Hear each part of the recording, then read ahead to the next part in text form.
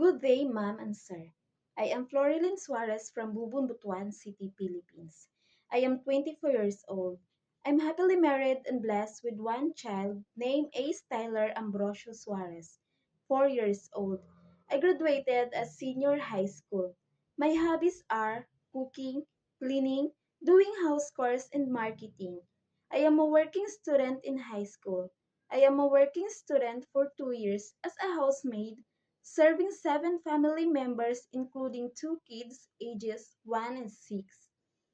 My duties are cooking, cleaning, household chores, marketing, taking good care to the children, to the pets, and many more. I am aiming to work in Hong Kong because it's a safest country, good governance, and high salary.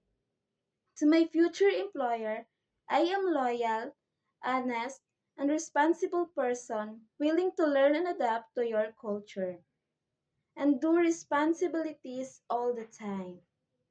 I am looking forward to working with you as soon as possible. Thank you, Mom and Sir. May God bless you.